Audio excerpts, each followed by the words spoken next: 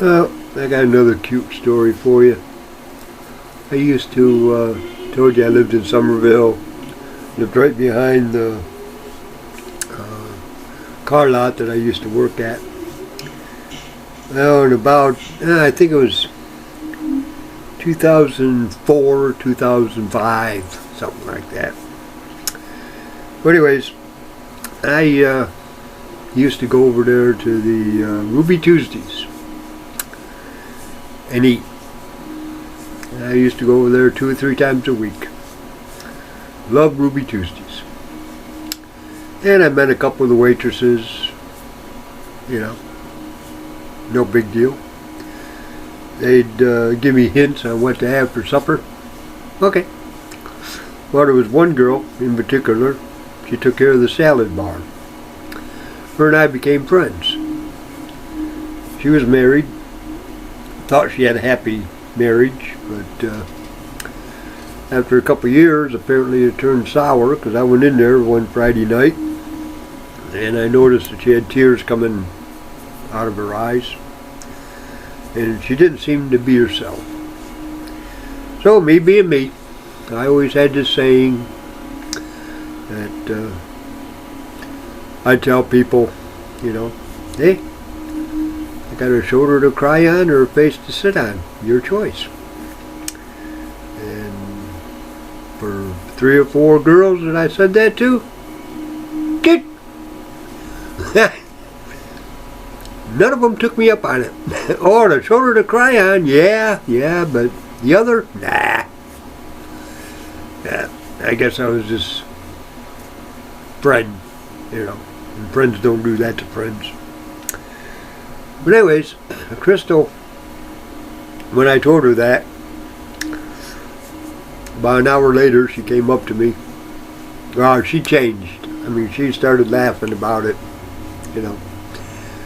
But just before I left that day, she came up to me and thanked me and told me that her and her husband are getting a divorce. And I went, oh gee, sorry to hear about that. Yeah, I'll pray for you. You know, no problem. I'll keep you in my thoughts. Well, a few weeks later, I went in there and once again, tears are rolling. So I went up to her and told her the same thing.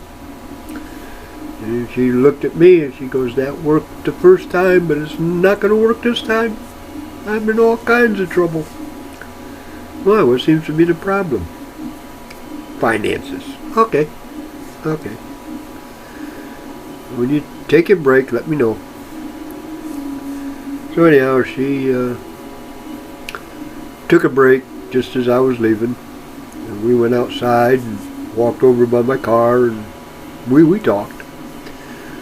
I told her, bring all your paperwork in, all your finances, everything. Trust me. You know, it won't go beyond me. I'm real good at putting budgets together.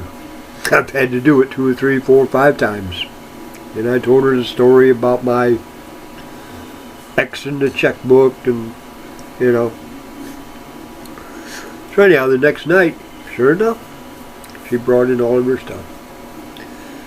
Well, I spent 2 or 3 days looking at it and trying to figure out something.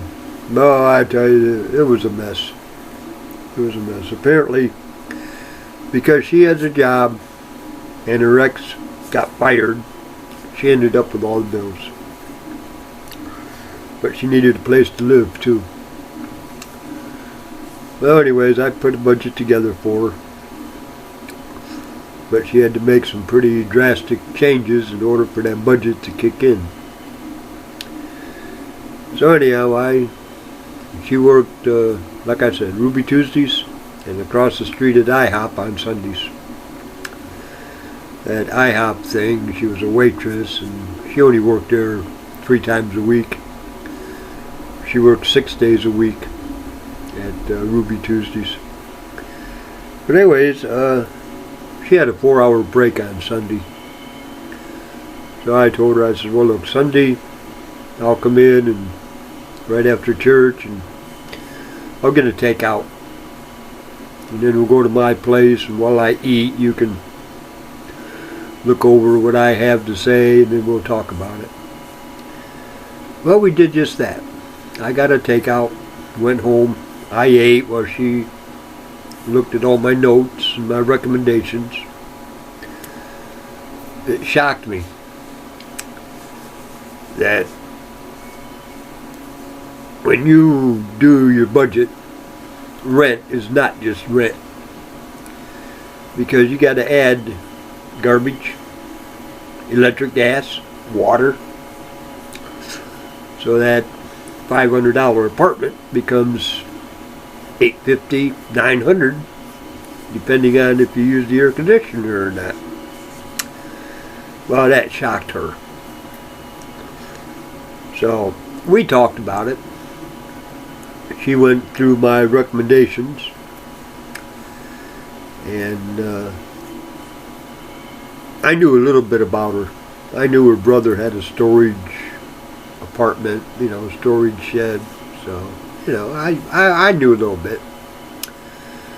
Well, anyways, I told her that the best thing she could do, instead of driving that car that she was making payments on 20 miles back and forth, because she lived 10 miles away, she ought to just move in Somerville and put all of her stuff in storage. Well, she tried to find an apartment in Somerville and couldn't do it. So she came over one Sunday afternoon, the following Sunday, and I offered her the living room. She could have half the walk-in closet, living room. My couch folds into a bed, so, She asked me how much I'd charge her for rent. And I just, don't worry about it. Can't put a price tag on friendship. But, you're going to have to leave my bed alone. So anyways, the next day, she stops at the car lot, gets my key, tells me that she's going to go down to Walmart and get one made, and she'll bring it back. And I said, nah, just stay home. Do your unpacking, and I'll pick up some chicken wings, and, I'll be home about 5:15, 5:30, depending on chicken wings. So I picked up wings, and I went to the house, put my key back on my key ring, and we talked. We had chicken wings, and we talked, and I told her that the only rule I had was she had to enter my lifestyle, which meant going to Wednesday morning prayer breakfast and going to church, that kind of stuff. Well, she said that she'd do it. Okay. Well, the church I went to accepted her. Beth even accepted her as a friend. And believe it or not, even the singles accepted her. Even when they found out that she was staying in the living room, there was no stories or accusations or raised eyebrows or any of that garbage. I guess I pretty well told them my lifestyle through the talks I had on Wednesday mornings and that kind of stuff, because everybody accepted her, and Crystal was all right. Well, we were together, like I said, for about 4 years. The economy fell. Well, when the economy fell,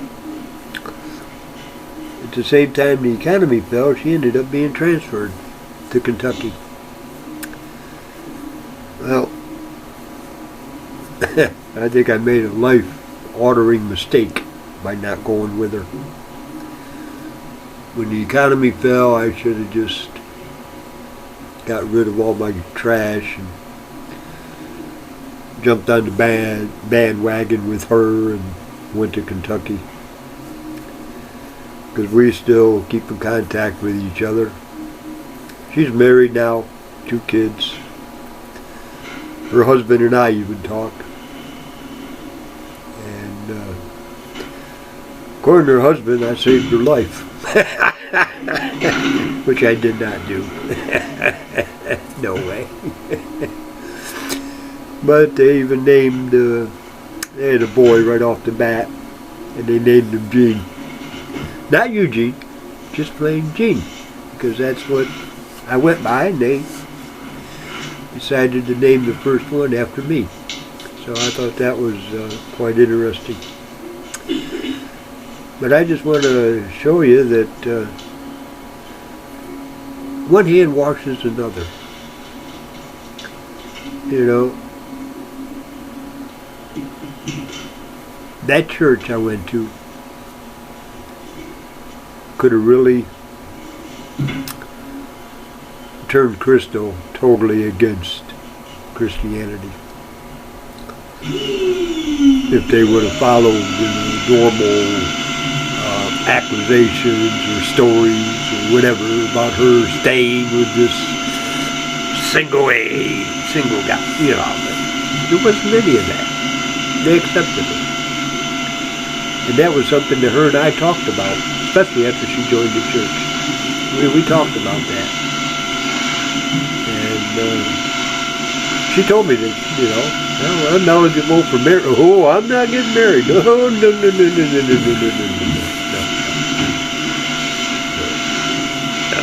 I'm sorry, we can't. We can't do that.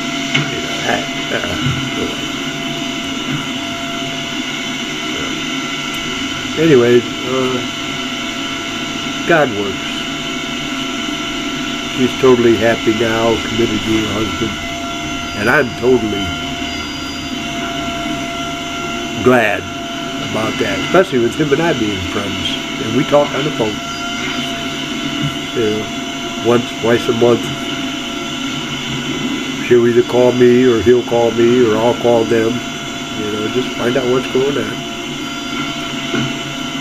So, anyhow, Gene started school. Been in school for a couple years now. So, anyway, they got a boy and a girl. I guess they're big in their church. At least they told me that they're doing all right. So anyway, I just thought I'd throw that out for GP. And by the way, her ex-husband ended up going to jail. He got quite heavy into drugs. And apparently he got 20 years in jail. So anyway, one day at a time. That's all it takes. Okay, I'm going to kick this out. Have a beautiful day, and may God bless. Bye.